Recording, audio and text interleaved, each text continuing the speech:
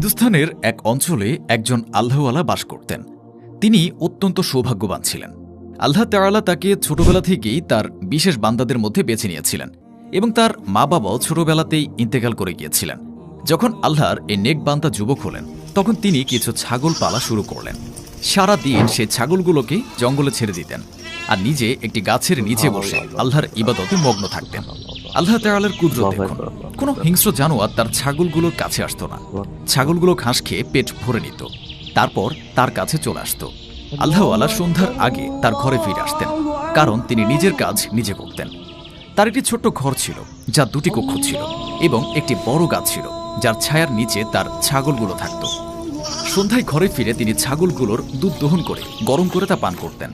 আল্লাহ তাআলা তাকে শুধু এই ছাগলগুলোর মাধ্যমে রিজিক দিতেন। এই আল্লাহওয়ালা মানুষটি শুধুই এই ছাগলগুলোর মাধ্যমে নিজের জীবিকা নির্বাহ করতেন। মাঝে মাঝে তিনি ছাগলও বিক্রি করতেন। এইভাবে তার জীবিকা চলত। মানুষ তাকে ছাগলের ব্যবসায়ী বলেও ডাকত। এইভাবে তিনি ছাগল কেনাবেচা করতেন। একদিন তার কাছে এক যুবক এলো। সে বলল, আপনার ব্যবসা খুব ভালো চলছে, আপনি বিয়ে করে ফেলুন, সে আপনার ঘরটা খুব সুন্দরভাবে চালাবে। আল্লাহওয়ালা তার কথা যৌক্তিক মনে করে এক নেককার নারীকে বিয়ে করে ফেললেন। তারা দুজন স্বামী স্ত্রী মিলে আল্লাহর ইবাদত করতেন। আল্লাহওয়ালা তার ঘরের কাজ নিজে করতেন। তার স্ত্রী তাকে বলতেন, আমি নিজে ঘরের কাজ করি, আপনি কেন করছেন? কিন্তু আল্লাহওয়ালা বলতেন, না, ঘরের কাজ করা সুন্নত। আমি মুহাম্মদ সাল্লাল্লাহু আলাইহি ওয়াসাল্লামের অনুসরণ করছি। সাল্লাল্লাহু আলাইহি ওয়াসাল্লামের সুন্নাত অনুযায়ী আমি কাজ করব। তিনি সবসময় তার স্ত্রীকে এটাই বলতেন, তুমি আল্লাহর ইবাদত করো, 5 ওয়াক্ত নামাজ পড়ো। এভাবে দুজনের জীবন চলছিল। তারপর 2 বছর পর আল্লাহ তাআলা তাদের একটি পুত্র সন্তান দান করলেন। সেই সন্তান ছিল অত্যন্ত আদরের। তিনি তার ছেলেকে খুবই ভালোবাসতেন। যখন থেকে সে শিশু জন্মগ্রহণ করেছিল, তখন থেকে তার স্ত্রী সব সময় অসুস্থ থাকতে শুরু করেন এবং একদিন এমন এলো যেদিন তিনি আল্লাহর প্রিয় হয়ে যান, অর্থাৎ আল্লাহওয়ালার স্ত্রীর মৃত্যু হয়। তার উপর সন্তানের দায়িত্ব এসে পড়ে। তিনি তার ছেলেকে লালন পালন খুব সুন্দরভাবে করছিলেন, রাতেও ইবাদত করতেন এবং সন্তানের দেখাশোনা করতেন। এভাবে করতে করতে অনেকটা সময় কেটে যায়। ধীরে ধীরে তার ছেলে বড় হয়ে যায়। এখন সেই ব্যক্তি ভাবলেন, আমি আমার ছেলেকে বিয়ে দিয়ে বাকি জীবন আল্লাহর স্মরণে কাটাবো। কিন্তু সেই আল্লাহওয়ালার জানা ছিল না তার সঙ্গে কি ঘটতে যাচ্ছে। তবে তিনি তার ছেলেকে খুব ভালোবাসতেন। তিনি কখনোই ছেলেকে তার মায়ের অভাব অনুভব করতে দেননি। তারপর সেই আল্লাহওয়ালা বুড়ো ব্যক্তি তার ছেলেকে বিয়ে দেন। তার ঘরে ছিল মাত্র 2টি কক্ষ। একটি কক্ষ তিনি ছেলে ও ছেলের বউয়ের জন্য দেন এবং অন্য কক্ষে তিনি আল্লাহর ইবাদত করতেন। তার ছেলে এখন খেতে কাজ করা শুরু করে। খেতে যাওয়ার সময় সে তার স্ত্রীকে বলতো, আমার বাবাজানের খেয়াল রেখো, তিনি ছোটবেলা থেকে আজ পর্যন্ত আমার অনেক যত্ন নিয়েছেন। এখন আমাদের দুজনের দায়িত্ব হলো আমরা স্বামী স্ত্রী মিলে তার যত্ন নেই। আর হ্যাঁ, একটি কথা মনে রেখো, আমার আব্বাজান একজন ইবাদতকারী ব্যক্তি, তার ইবাদতে যেন কোনো ব্যাঘাত না ঘটে। এটা বলেই সে খেতে চলে যেত। কয়েকদিন ছেলের বউ ঘর পরিষ্কার করলো, রান্না করলো, কাপড় ধুলো, বাসন মাজলো। আল্লাহওয়ালা বুড়ো এইসব দেখে অনেক খুশি হলেন। তিনি আল্লাহর শুকরিয়া আদায় করতে থাকেন। আমার বৌমার সব কাজ ঠিকভাবে করছে, এখন আমি পুরোটা সময় আল্লাহর ইবাদতে কাটাতে পারবো। সেই আল্লাহওয়ালা বুড়ো অজু করলেন, হাতে তাসবিহ ও কোরআন শরীফ নিলেন এবং ছাগল নিয়ে জঙ্গলের দিকে চলে গেলেন। একদিন বৌমা ঘর থেকে বের হলো না। আল্লাহওয়ালা বুড়ো ভাবলেন, হয়তো তার শরীর খারাপ, তাই আজ সে সকালের রুটি বানাতে পারেনি। তাই তিনি নিজেই আটা মাখলেন, রুটি বানালেন এবং ঘরের অন্যান্য সব কাজও করলেন। তারপর ছাগল নিয়ে জঙ্গলের দিকে চলে গেলেন। যখন বৌমা জাগলো, সে দেখল ঘরের সব কাজ হয়ে গেছে, রুটিও তৈরি আছে। এটা দেখে বৌমা অনেক খুশি হয়ে গেল। তারপর সে প্রতিদিন এই অভিনয় করতে লাগলো। আর বেচারা আল্লাহওয়ালা বুড়ো প্রতিদিন ঘরের সব কাজ করতেন এবং চুপচাপ ইবাদতে মগ্ন থাকতেন। কখনো ছেলে বা ছেলের বউয়ের কাছে কোনো অভিযোগ করতেন না।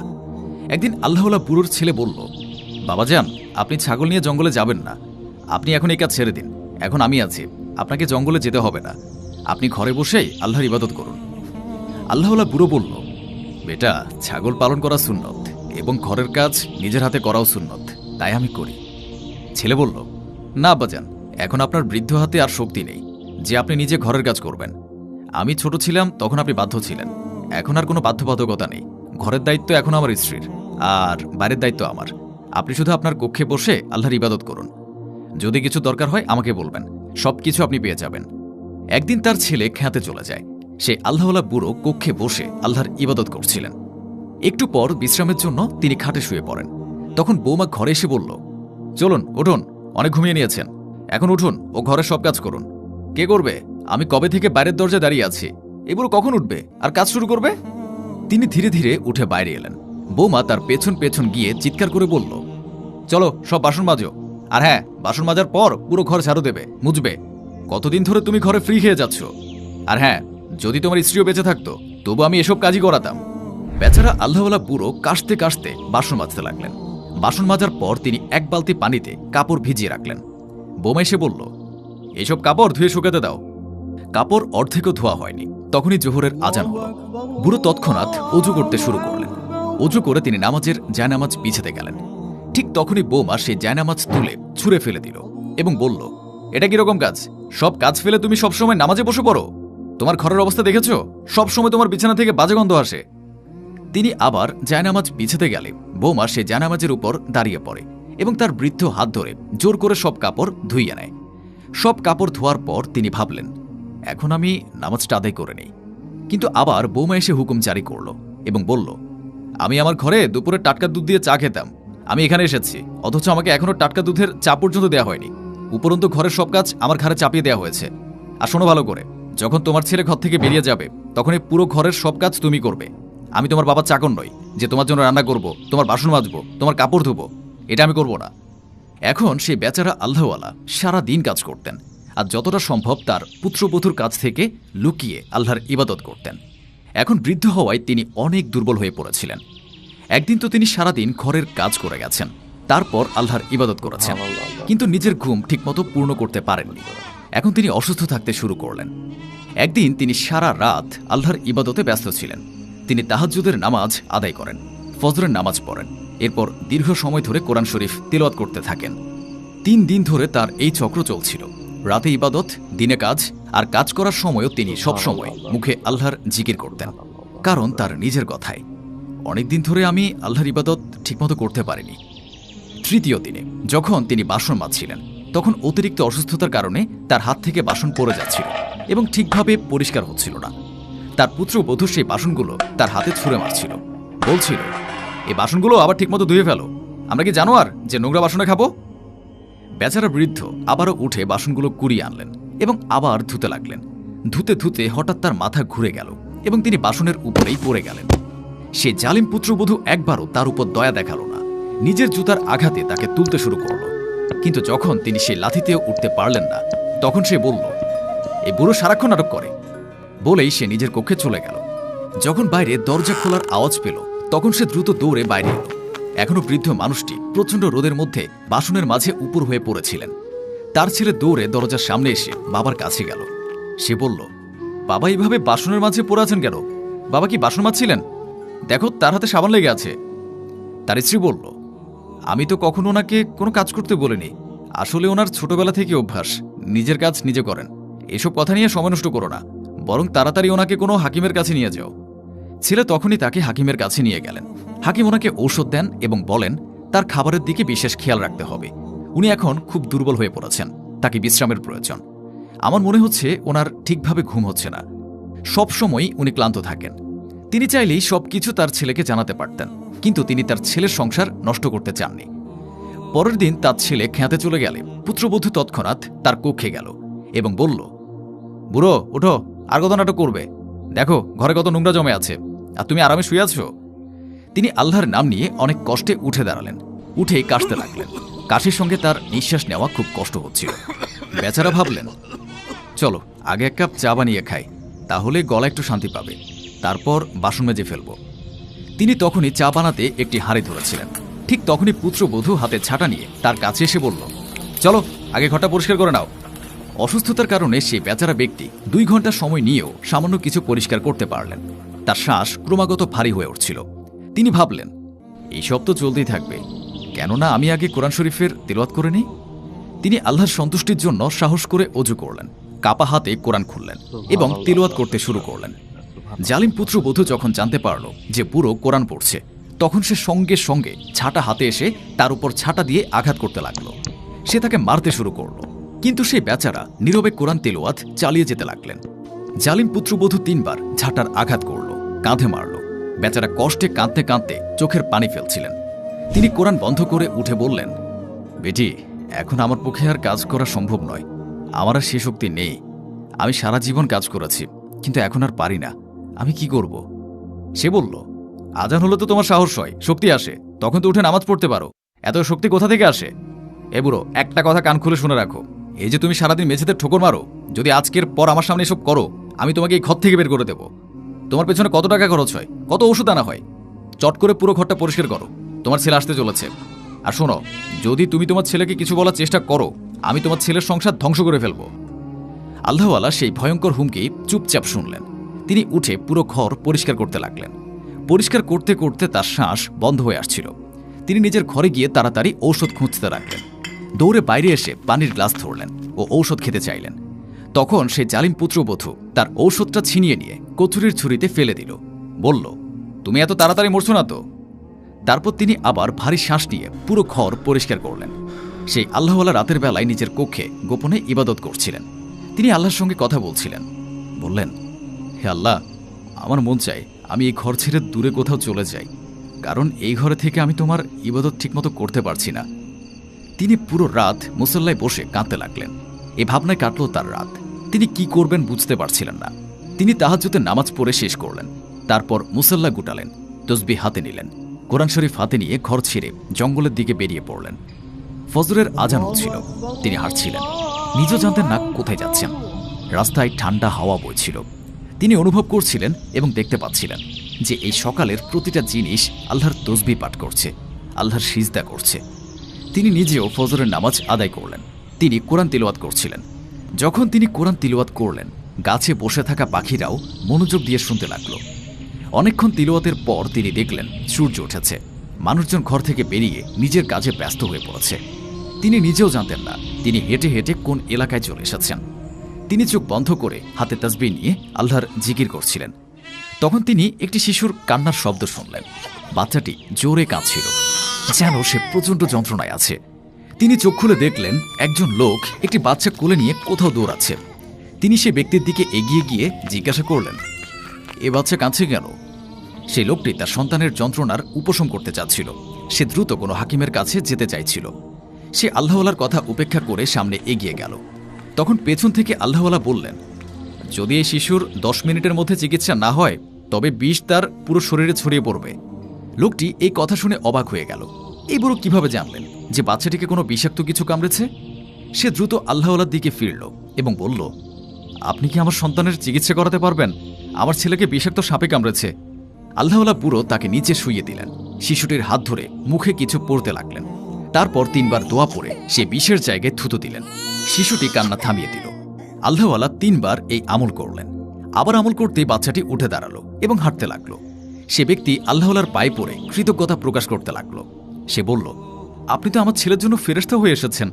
আমি আপনাকে এলাকায় প্রথমবার দেখলাম। আপনি কোথা থেকে এসেছেন? আপনার বাড়ি কোথায়? আল্লাহওয়ালা হেসে বললেন, কখনো কি পৃথিবীতে কারো স্থায়ী ঘর হয়? আমরা সবাই তো এখানে মুসাফির। আমি তো শুধু আমার আল্লাহর ইবাদত করতে চাই। আমি সবসময় জঙ্গলে বসে ইবাদত করেছি। এখন আমি এমন একটা নির্দিষ্ট জায়গার খোঁজে আছি যেখানে আমি শুধু আল্লাহর ইবাদত করতে পারি। সেই লোকটি বলল, আল্লাহরই নেক বান্দা, আপনি আমার বাসায় চলুন। আমি আমার ঘরে আপনার ইবাদতের জন্য একটা জায়গার ব্যবস্থা করে দেব। আপনি আমার সন্তানের জীবন বাঁচিয়েছেন, আপনার জন্য এটুকু তো করতেই পারি। আল্লাহওয়ালা বললেন, না বেটা, জীবন বাঁচানোর কাজ তো আল্লাহ তাআলার। তবুও সেই লোকটি আল্লাহওয়ালাকে সঙ্গে নিয়ে নিজ ঘরে নিয়ে এলো এবং একটি ঘর দিল, যেখানে বসে আল্লাহওয়ালা ইবাদত করতেন। সেই লোকটির পরিবারের সদস্য বলতে ছিলই শুধু তার বোন, তার ছেলে আর সে নিজে। তার স্ত্রী মারা গিয়েছেন এবং তার বোনের এখনো বিয়ে হয়নি। সে ছিল আল্লাহর এক নেক বান্দি। তার মন চাই সে যেন আল্লাহর দিন শিখতে পারে এবং আল্লাহর দিনকে মানুষের মধ্যে ছড়িয়ে দিতে পারে। সে খুবই শ্রদ্ধা আর ভালোবাসা নিয়ে আল্লাহওয়ালার জন্য খাবার নিয়ে এলো। আল্লাহওয়ালা দয়া ও মমতা ভরে তার মাথায় হাত রাখলেন এবং খাবার গ্রহণ করলেন। সে প্রায় আল্লাহওয়ালার পাশে বসে থাকত।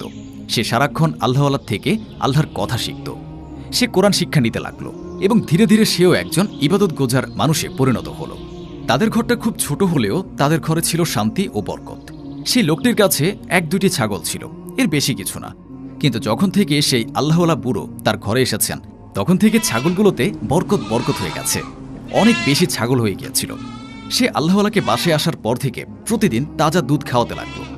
যখন সে নিজের এলাকায় সকলকে বলল, এই বুড়ো আল্লাহওয়ালার হাতে শিফা রয়েছে, তিনি তার জ্ঞানের মাধ্যমে রোগ নিরাময় করেন। যখন সবাই এটা জানতে পারল, তখন সে এলাকার মানুষজন নিজের অসুস্থতা নিয়ে তার কাছে আসতে লাগলো। লোকেরা তার খুব বেশি সম্মান করত, যদিও তিনি চিকিৎসা করতেন না। তিনি ছিলেন আল্লাহর একজন নেক বান্দা। আল্লাহ পাক তার আয়াতসমূহের মাধ্যমে তার হাতে শিফা রাখতেন। আল্লাহওয়ালা বুড়ো সারাদিন ইবাদতে মশগুল থাকতেন। যেদিন থেকে তিনি তাদের ঘরে এসেছেন, তাদের ব্যবসাতেও প্রচুর উন্নতি হতে শুরু করেছে। দূর দূর থেকে মানুষজন তার কাছে আসত চিকিৎসার জন্য। আল্লাহ পাক তাদের আরোগ্য দিতেন। আল্লাহওয়ালা বুড়ো সেখানে গিয়ে অনেক খুশি ছিলেন। এখন তো তার স্বাস্থ্য আগের থেকে ভালো হয়ে গিয়েছে। তবে তিনি তার ছেলেকে খুব বেশি মনে করতেন। তিনি প্রায়শই ভাবতেন, আমার ছেলে সেই নারীর সঙ্গে কেমন জীবন কাটাচ্ছে। অন্যদিকে তার ছেলে তার বাবাকে খুঁজে পেতে দিন রাত এক করে ফেলেছিল। সে সবসময় তার বাবার জন্য চিন্তিত থাকত। এই চিন্তার কারণেই সে নিজের খ্যাতে ঠিকভাবে কাজ করতে পারছিল না। কিন্তু তার স্ত্রী এতে খুব খুশি ছিল। শেষমেশ সে বুড়োর ঝামেলা থেকে মুক্তি মিলেছে, এমনটাই সে ভাবছিল।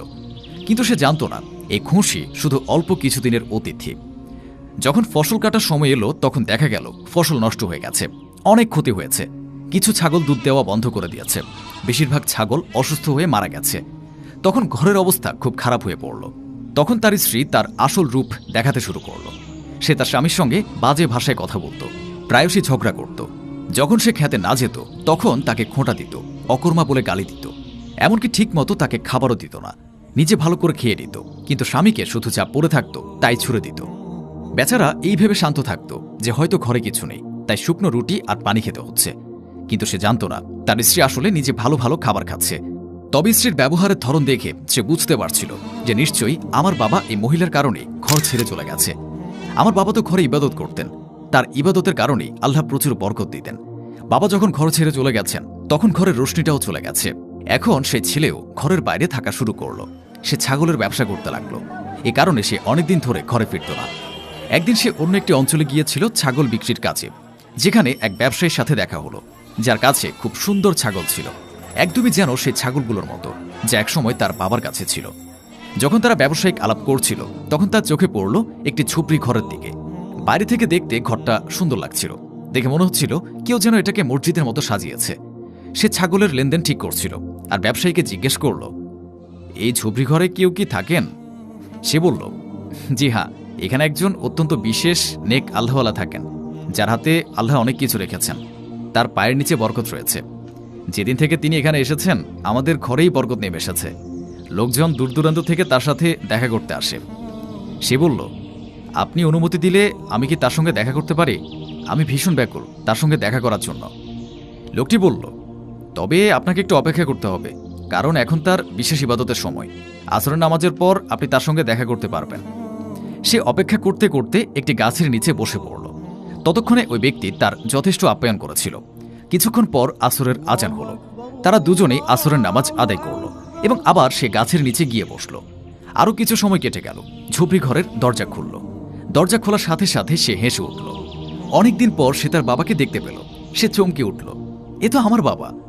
আল্লাহওয়ালা তার ছেলের দিকে এগিয়ে এলেন। বাপ ছেলে একে অপরকে জড়িয়ে কাঁদতে লাগলেন। সে লোকটি অবাক হয়ে তাদের দুজনকে দেখছিল। সে তার বাবাকে বলল, বাবা, আমি মাছের মতো ছটফট করেছি আপনাকে খুঁজতে, যেমন মাছ পানি ছাড়া ছটফট করে। আল্লাহওয়ালা বললেন, বেটা, আমিও তোমার জন্য ব্যাকুল ছিলাম, কিন্তু আমি কি করতাম? আমি বাধ্য ছিলাম, কারণ আমি সেখানেই ইবাদত ঠিকমতো করতে পারছিলাম না। তখন সে ব্যক্তি বিস্মিত চোখে দেখছিল। আল্লাহওয়ালা বললেন, এটাই আমার ছেলে। তখন লোকটি অবাক হয়ে বলল, আপনি আমাদের আগে বলেননি যে আপনার একটা ছেলে আছে?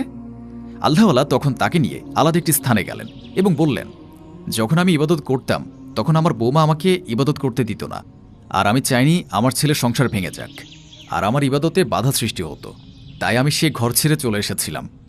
এরপর সে আল্লাহওয়ালা তার ছেলের কাছে গেলেন এবং বললেন, বেটা, তুমি যখন খুশি আমাকে দেখতে চলে আসতে পারো। তার ছেলে বলল, না বাবাজান, আমি আপনাকে কোথায় কোথায় খুঁজিনি। আপনার না থাকে সে ঘরে কোনো প্রাণ নেই, আমারও মন তাতে বসে না। সে ঘর তো যেন কবরস্থান হয়ে গেছে। প্রিয় বন্ধুগণ, সত্যি সে ঘর কখনোই ঘর থাকে না। যেখানে একজন আল্লাহওয়ালার ছায়া না থাকে, তা হয়ে ওঠে কেবল একটি কবরস্থান। আল্লাহওয়ালার ছেলে ছোট বাচ্চার মতো জিদ করছিল। আরেকজন বাবা নিজের সন্তানের জিদ মেনে নিলেন। এখন যখন সে বুড়ো আল্লাহওয়ালা চলে যাচ্ছিলেন, তখন সে ব্যক্তি, তার বোন এবং তার ছেলে সবাই কাঁদছিল, কারণ তারা চাইছিল না তিনি তাদের ছেড়ে চলে যান। কিন্তু তিনি ছেলের আবেগে পড়ে রাজি হয়ে গেলেন এবং তার সঙ্গে রওনা দিলেন। তার ছেলে নিজেও অনেকদিন পর নিজের বাড়িতে ফিরছিল। অনেকদিন পর সে যখন তার বাড়ির দরজায় কড়া নাড়ল, তার স্ত্রী দৌড়ে এসে জিজ্ঞেস করল, কে? স্বামী বলল, দরজা খোলো, আমি এসেছি। যখন সে দরজা খুলল তখন সামনের দৃশ্য দেখে বিস্ময়ে তার চোখ বড় হয়ে গেল। সে অবাক হয়ে ভাবছিল, এতদিন পর এই বুড়ো আবার এসে পড়েছে, আবার আমাদের শান্তি নষ্ট করে দেবে। আল্লাহওয়ালা তার পুত্রবধূকে দেখেই বুঝে ফেলেছিলেন যে তার আগমনে সে খুশি নয়।